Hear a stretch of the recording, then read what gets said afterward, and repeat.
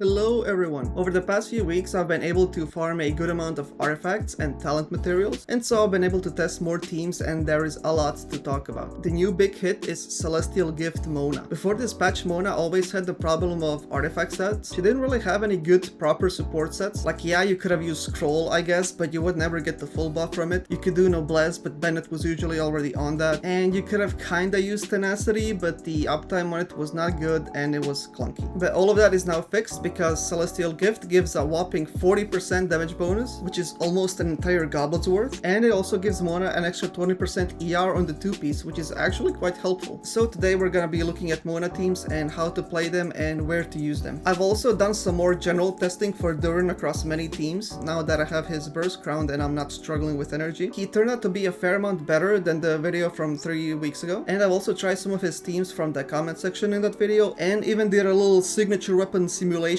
testing, since we can roughly do that now. Alright, before we get started, the usual disclaimers. All my testing was done on my account with my builds, my weapons, artifacts, my playstyle, and your results may vary. We can still extrapolate valuable conclusions from it, but that's something to keep in mind. Okay, let's talk about Mona. She now has the new Celestial Gift set, and she's actually very strong now, especially with constellations. You don't need to have any of them. As you'll see in my example, she's C0, as unfortunately my standard pulls went into Jean. One thing that you do need, however, is another Hexorite character in the team, both to enable the new set and her buffs. And we really only have 2 of them that are competitive with other Arlecchino teams, and that's Sucrose and Fischl. Like, yeah, you could maybe do some quirky stuff with Venti or Prune or possibly even Albedo, which I don't have and can't test unfortunately, but Sucrose and Fischl are the actually serious options, and today we're gonna be looking at them. The constellations for Sucrose don't matter at all, but for Fischl they do matter very much. Her C6 is not only a huge personal damage increase, but will also double her Hexorite passive, and we will be triggering both of them. Let me also quickly cover the builds. Sucrose you want to have on a VV with as much EM and energy recharge as you can get. You can also skip using her burst entirely, as it's not gonna be a significant difference, as I'll explain later, and you want to have her on Wandering Even Star or 1000 Floating Dreams or anything with a lot of EM. My official was on Golden Troop and First Great Magic. I did find that she works best with a DPS set, and I'll get more into that later as well. Mona, of course, you want to have on the new Celestial Gift set and Favonius Codex, and before you ask, no, you cannot use TTDS. And lastly, Bennett and Arlecchino are on their normal builds. So let's talk Mona. I, on my account, my skill issue, my builds, blah blah blah blah blah, ended up getting around 127k with Sucrose and 130k with Fischl. I hate comparing DPSs, but if we were to compare it to my outdated melt setup from the Nicole video, I was hovering around 150k. Like, that's pretty good, right? C0 Mona and we're within 15% of melt with all 1.0 characters. I would say that's pretty good and definitely a nice budget option that a lot of people will have available. Like, sure, C6 Bennett, C6 Fischl, expensive, woo-wee, but a lot of people might already have this team, and you never know when it could potentially come in clutch in some random Stygian rotation. Before we get into the team and how to play it, we first need to talk about Mona's constellations, because all of her constellations up to C4 do make a difference. Her C1 increases the damage from vapes, pretty self-explanatory. C2 is a bit RNG, but we will be doing a decent amount of normal attacks on Mona, so more often than not we are gonna be triggering this effect and getting that additional Hydra application for even more vapes. C3 is the weakest one, since you don't get any additional damage percent from talent level increases above 10, but it does let you save materials if you haven't already crowned her burst. And C4 is the big one, giving you just raw 15% crit rate. Something else to point out is that this is the constellation that usually makes you change your crit rate circlet into crit damage, and since we're already getting 15%, we can actually leave our crit rate in the 70 to 80% range and do a bit of crit fishing. I know it may sound stupid to do that on Arlecchino, since her damage is spread across 18 to 21 individual hits, but this is a legitimate strategy that speedrunners use, and it could just be the difference between being able to clear a Stygian boss or not. Okay, so how do you play the team? Let's start with Sucrose first. There are 2 ways to play the Sucrose team. One is where you don't use her burst, and the other is when you use the burst every other rotation. Her burst does have a 20-second cooldown, and therefore we cannot use it every rotation. So let's do the non-Sucrose burst first. The rotation is pretty simple. You do Arlecchino skill, then Bennett skill and burst, then Sucrose skill, then Mona skill and burst and 2 normal attacks, then back to Arlecchino, charge attack, N3D, N3D, N3, then swap back to Mona, do 2 more normal attacks, then swap back to Arlecchino, N3D, N4, and then repeat. This is the rotation I found to be the most consistent. It's probably not the best one, because I have seen speedruns where people play this team and did walk cancels, and speedrunners are obviously better at the game than me, but again, this is the rotation rotation I found to be most consistent. Anyways, the problem with this rotation is that Mona's skill and burst don't apply enough Hydro for Arlecchino to vape every hit. That's why we have to swap back to Mona to apply more Hydro Aura once the aura is spent. But that's not all. Because of the Mona swap, we also let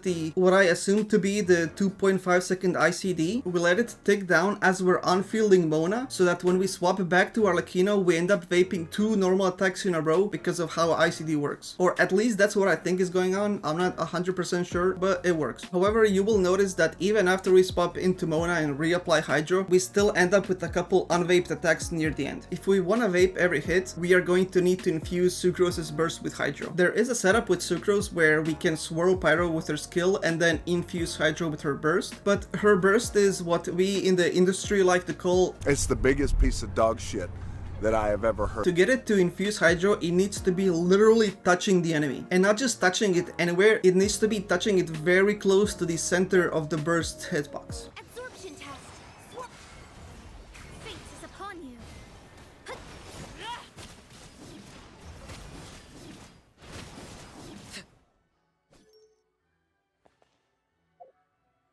We start with Arlecchino into Bennett into Sucrose as usual, but instead of switching into Mona after we use Sucrose's skill, we will dash in the opposite direction on Sucrose and then use her burst, which will make it land on top of the enemy rather behind it. Then we swap to Mona and then use her skill, 1 normal attack, burst, and then 2 more normal attacks. We need to do that 1 normal attack in between the skill and burst to make sure that Sucrose's burst doesn't infuse with Pyro. Then we swap back to Arlecchino, charge attack, N3D, N3D, N3D, N3, then swap back to Mona, 2 normal attacks, swap back to Arlecchino, N3D, and then N1 or N2 or N3, depending on when your skill is back on cooldown. As soon as it's ready, you will recast her skill and then start the next rotation. But this time you're gonna do the normal rotation without Sucrose's burst, like I showed earlier. Then for the 3rd rotation, you infuse it again, and then on the next one you don't, and then on the next one you do, and you just keep going like that. And if you do the rotation right, you will end up vaping all vapeable hits on Arlecchino. Now the question is, should you be doing this? Is it worth it? And honestly, in my opinion, no, probably not. The difference for me between doing it and not doing it was less than 2k DPS, so it's really nothing crazy. And if you mess up the timing, it can end up infusing Pyro, which will ruin your whole rotation. But if you do have C1 or C2 or just a really strong build on your Arlecchino, then by all means, go have fun. The rotation is really not that hard, it's just that the hitbox of the butterfly is bullshit. So yeah, you can see how having C4 Mona here could make this team competitive with Melt. And you would get the bonus of having extra FAF particles, but you would lose the shield, so...